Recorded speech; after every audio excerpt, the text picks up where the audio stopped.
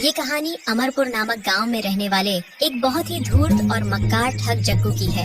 जग्गू लोगों को बेवकूफ बनाकर उनसे उनका धन और कीमती सामान ठग लेता था और उससे अपना खर्च चलाता था। कुछ समय पहले ही उसके पिता ठग्गू मल का स्वर्गवास हो चुका था, इसीलिए अब वो अपनी माँ के साथ रहा करता था। हे भगवान, जब से जग्गू के पिताजी गए हैं तब से हमारे बुरे दिन आ गए हैं। घर पर खाने का एक दाना नहीं है। अब कैसे कटेगी हमारी ये पहाड़ सी जिंदगी। वो होते तो अभी तक किसी न किसी को ठग कर घर का राशन पानी भर चुके होते। अपनी माँ को दुखी देखकर जग्गू उसके पास आता है। अरे माँ सुनो। हाँ बेटा बोलो, क्या बात है। माँ मेरे लिए जल्दी से खाना बना दो, आज मैं जाता हूँ और किसी को ठग कर आता हूँ। अरे बेटा, तुम किसी को कैसे ठग पाओगे? तुम तो ठगी के इस काम में अभी बच्चे हो। अगर तुम्हारे पिताजी होते तो वह जरूर ठग लेते, उनकी बात ही कुछ और थी। नहीं माँ, तुम ये कैसी बातें कर रही हो? मैं क्यों किसी को ठग नहीं सकता? आखिर एक ठग का बेटा ठग ही तो बनता है। पिताजी का ठग्गूपना तो मेरी नस नस में दौड़ रहा है माँ।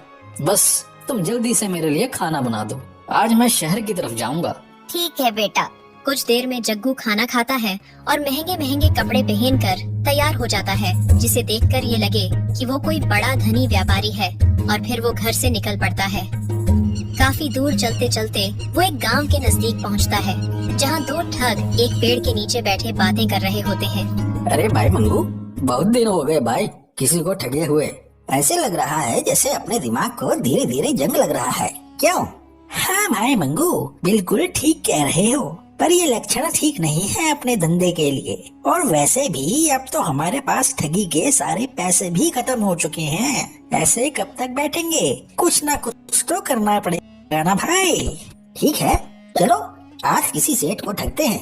पर हमारी बहन चंपाकली कहाँ रह गई? अभी तक खाना लेकर नहीं पहुँची। बहुत जोरों की भूख लग रही है। अरे मंगू, जरा उधर देखो भैया, लगता है कोई मुसाफिर इसी तरफ आ रहा है। अरे हाँ चिंगू, ये तो कोई धनी सेठ लग रहा है भाई। ऐसा लग रहा है जैसे भगवान भी हमारी तरह खाली बैठा है, जो पलक झपकते ही ये बकरा हम तक कटने के लिए भेज दिया। चलो चलो तैयार हो जाओ और नकली पैसे निकाल लो। इस सेठ को व्यापारी बनकर चुन्ना लगाते हैं। इतना कहते ही वो दोनों ठग नकली पैसे निकालकर आपस में बातें करने लगते हैं, जिसे जग्गू देख रहा होता है। अरे भाई मंगू, आज तो काफी अच्छी कमाई हो गई है हमारी। अपना सारा माल झट से बिक गया आज। हाँ भैया, चलो कुछ देर यहीं आराम कर लेते हैं, काफी थक गए हैं। कल भी तो आना है ना। ये पैसे संभाल कर रखना, कहीं कोई देख ना ले। उन दोनों की बातें सुनकर और इतने पैसे देखकर जग्गू की आंखें चमक जाती हैं। अरे वाह, इतने सारे पैसे! लगता है मुझे मेरा शिकार मिल गया है। अब ये पैसे मुझसे बचकर कहीं नहीं जा सकते। ये सोचते हुए जग्गू उन ठगों के पास पहुंचता है। तभी उनमें से एक ठग बोलता है। अरे सेठ जी, इतनी चिलचिलाती धूप में तुम कहाँ जा रहे हो? थोड़ा सा पेड़ की छांव में आराम कर लो और पानी वानी पी लो, फिर आराम से चले जाना। अरे नहीं नहीं भैया, मैं थोड़ा जल्दी में हूँ। दरअसल एक बहुत बड़े सौदे के लिए शहर जा रहा हूँ, इसलिए अभी मैं आराम नहीं कर सकता। वापसी में आते हुए मैं आपसे बात जरूर करूँगा। अरे सेठ जी, ये कैसी बातें कर रहे हो? काम तो पूरे जीवन करना है, पर काम के साथ साथ आराम करना भी तो जरूरी है ना। उन दोनों ठगों के बार बार बोलने पर जग्गू सोचने लगता है। अरे वाह जग्गू, ये दोनों मुर्गे तो तुझे खुद ही दावत दे रहे हैं इनका शिकार करने की। मिल गया मौका तो मार दे चौका। चलो अच्छी बात है, अब आप दोनों भले मानस नहीं मान रहे हो तो थोड़ा सा रुक ही जाता हूँ। मुझे भी बार बार मना करते हुए अच्छा नहीं लग रहा। जग्गू उन दोनों ठगों के पास जाकर बैठ जाता है और फिर वो दोनों ठग उससे यहाँ वहाँ की बातें करने लगते हैं। सेठ जी, आप काफी पढ़े लिखे और बुद्धिमान लग रहे हो। मैं आपसे एक बात कहना चाहता हूँ। हाँ हाँ बताओ भाई, क्या हुआ? ठीक है सेठ जी, पर बात को बताने से पहले मेरी एक शर्त है। बोलो भैया, क्या शर्त है? सेठ जी, मेरी शर्त ये है कि अगर आप मेरी बात को सच मानोगे तो कोई बात नहीं, पर अगर आप मेरी बात को झूठा मानोगे तो आपको पूरे 5,000 रुपए देने पड़ेंगे। हाँ ठीक है भैया, मुझे तुम्हारी शर्त मंजूर है। अब बताओ कि क्या बात है? सेठ जी, बात ये है कि एक बार मैं अपनी भैंस चरा रहा था और हमारे खेत में गेहूं की फसल खड़ी हुई थी। तभी मेरी भैंस गेहूं के खेत में घुस गई और पता नहीं खेत में कहाँ खो गई। हमने पूरा खेत ढूंढ लिया लेकिन मेरी भैंस कहीं नहीं मिली। फिर हमने पूरी फसल कटवा दी, भैंस फिर भी नहीं मिली। फिर मैंने उसी फसल के गेहूं चक्की में पिसवाए, लेकिन मेरी वो भैंस मुझे फिर भी नहीं मिली। और हद तो तब हो गई सेठ जी, जब मैंने उसी आटे की रोटी बनवाई और जैसे ही मैंने उस रोटी का पहला टुकड़ा तोड़ा तो उसमें मेरी भैंस की पूंछ का बाल निकला। और जैसे ही मैंने उस बाल को बाहर खींचा तभी उस भैंस की पूंछ मेरे हाथ में आ गई और मैंने उस पूंछ को पकड़कर उसे बाहर ही खींच लिया, जिससे वो भैंस मेरे सामने आकर खड़ी हो गई। तब मेरी जान में जान आई। लेकिन सेठ जी, आज तक जिसे भी मैंने ये बात बताई है ना, उसने मेरी इस बात को झूठा ही बताया है। अब आप ही बताओ कि ये बात झूठी है या सच्ची। पहले ठग की बात सुनकर जग्गू हैरान हो जाता है और सोचने लगता है। अरे ये दोनों तो ठग हैं। अच्छा, तो ये सब इनकी चाल का एक हिस्सा है। ये दोनों मुझे ठगना चाहते हैं। लेकिन बच्चों, मैं भी एक ठग का बेटा हूँ। अब देखता हूँ कि कौन किसे ठगता है। अरे हाँ भैया, बिल्कुल सच्ची बात है।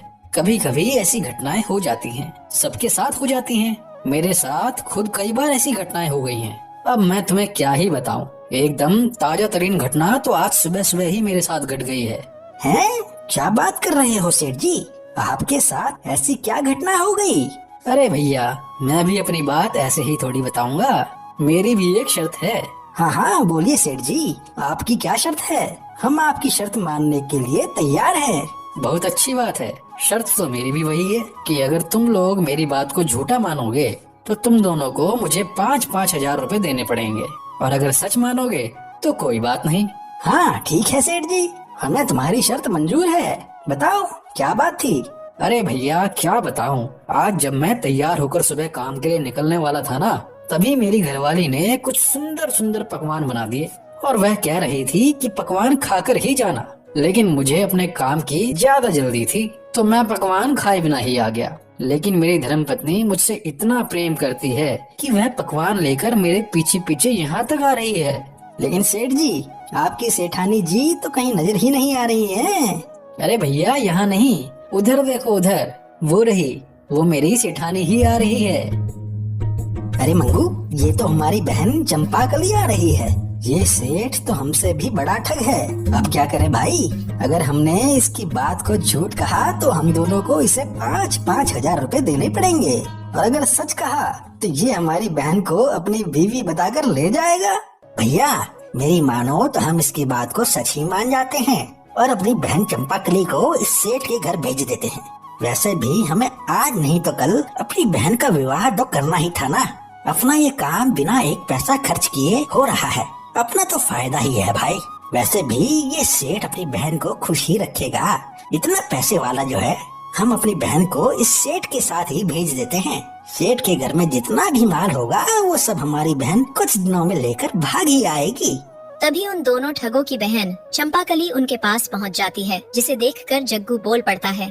अरे आ गई तुम भाग्यवान। मैं कितनी देर से तुम्हारा इंतजार कर रहा हूँ। तुम मेरे लिए जो भी खाना लाई हो वो अब मैं घर जाकर ही करूँगा। अरे तुम कौन हो और कैसी भाग्यवान? मैं तो तुम्हें जानती तक नहीं हूँ। अरे मेरी प्यारी बहना, ऐसे नहीं कहते। ये तुम्हारे पति हैं, पति। पिताजी ने बचपन में ही तुम्हारी शादी इनके साथ कर दी थी। अब तुम जाओ बहन, इनके साथ ससुराल जाओ। हम दोनों तुम्हें जल्दी ही मिलने आ जाएंगे। जग्गू उस लड़की को लेकर अपने घर की तरफ निकल पड़ता है। अच्छा मेरे प्यारे सालों, अब मैं चलता हूँ। अरे भैया, ये सेठ तो हमारी बहन को ही टक्कर ले गया। हाँ सही कहा मंगू, हम इसे छोड़ेंगे नहीं। चलो हम कल ही इसके घर चलेंगे।